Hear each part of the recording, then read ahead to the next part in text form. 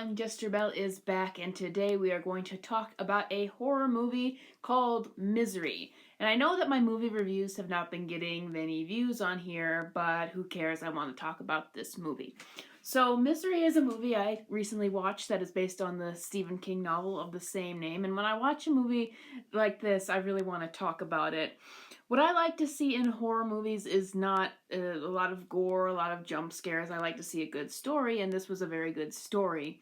So it's about writer Paul Sheldon, who's very famous, and he's very famous for writing romance novels. And he gets into a car accident in a blizzard and is rescued by a woman who claims to be his number one fan. And he quickly realizes that not all is well with this fan. She's basically a modern day Stan, only she's an actual psychopath and a serial killer, and she soon makes her intentions clear to trap him there forever and use him basically to write more of the novels she wants in the way that she would want them.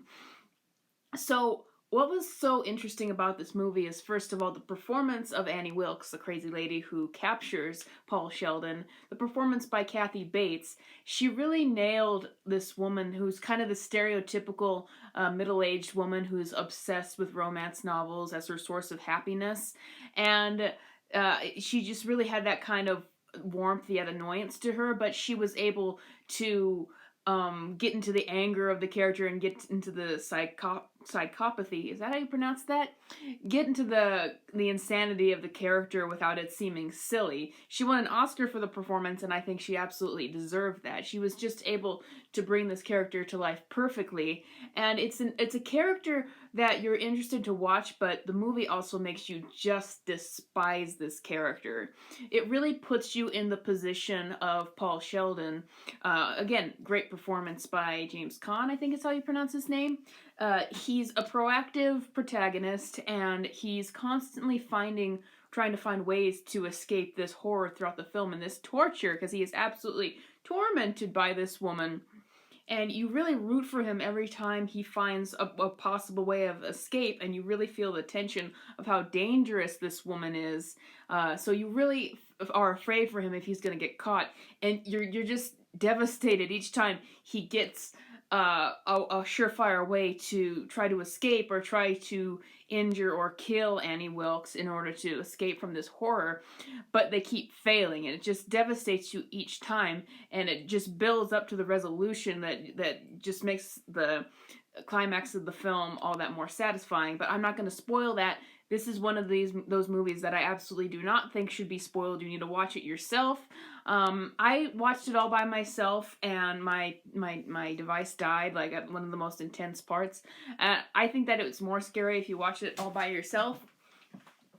Another thing that so there's that tension there. There's that tension where you get the sense of how unpredictable and how dangerous this woman is. One of the things that makes horror work is when you take something that seems innocent and then you pervert it.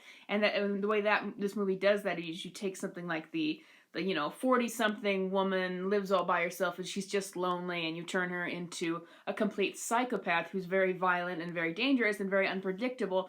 And that's part of Paul Sheldon's plight in this book, is he thinks he can manipulate her and just take advantage of her simple mind to escape, but she's unpredictable. He never knows when she's going to fawn over him or lash out at him, which is part of what makes her so scary. You never know what horrible thing this character is going to do underneath that kind of mask of just a happy wool skirt wearing woman. And that's what makes it so unsettling whenever she walks in the room. She's a complete psychopath, and she has absolutely no regard for other people's desires or wishes, just herself. She also seems to have this kind of desire for grandiose, and we get that when we find out more about the murder she committed and the fact that she's forcing Paul Sheldon to write his new book in her name. And so they're very interesting characters to delve into in the movie. That's why it's more than just a horror movie when it's meant to just scare you or just make you feel sick. It's an interesting movie and concept to explore. And it's based off of the idea Stephen King had when his fans were so furious at him for trying to write a fantasy novel instead of a horror novel. So this is based on the concept of a toxic fan. And that's been done many times in recent days, but I feel like it's so often done badly, and it just becomes parody, and it just becomes kind of just sniping, I think. But this is actually done in a smart fashion, where it's like, what if an actual dangerous person who's literally mentally ill got into the kind of toxic fan mindset, where their happiness is derived from this book series, and their fury comes from if it doesn't go the way that they want it to go. Now, the movie is far less extreme than the book, and I think that the movie's just fine. It's toned down, I know that, but I like the movie well enough. What I want to say about tone and why it really scares me is it feels very claustrophobic, set in a small town. No one knows this guy is here. He's like a window away from the outside, but he's just trapped in this house for the longest time. It's constantly snowing outside or something, and it kind of reminds me of winters where I grew up. So that's part of the reason why it just felt really real, and like this is a real situation you could be trapped in, and that's why it felt so terrifying, because that's what really terrifies me in these horror stories. Because it's one thing when you have a killer who's kind of just kind of a fantasy killer, or you have a situation where characters can fight back, but when you're trapped in a situation and you're not sure if you can have any control over what happens, that's really terrifying to me. What else can I say about this movie other than you really need to watch it, and I really don't want to spoil it?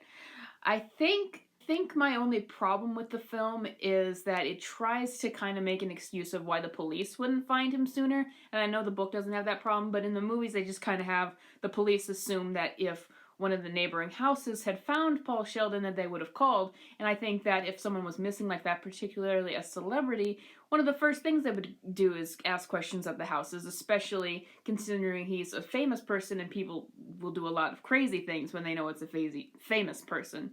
So that was the only part that I thought was forced to me, but otherwise, really, really intense movie, really shocking movie. I think it's one of my favorite horror movies now after I've seen it, and I think it's a little bit underrated. It's available on HBO Max right now. That's where I watched it. I would highly recommend checking out this film. It's really interesting. It's very quotable. The outbursts from Annie Wilkes are very entertaining. She's a very multi-layered character, and so I would 100% recommend this movie. Thank you for watching my review. I will have more horror movie reviews on my channel, as well as comic book news and reviews, and I will see you next time.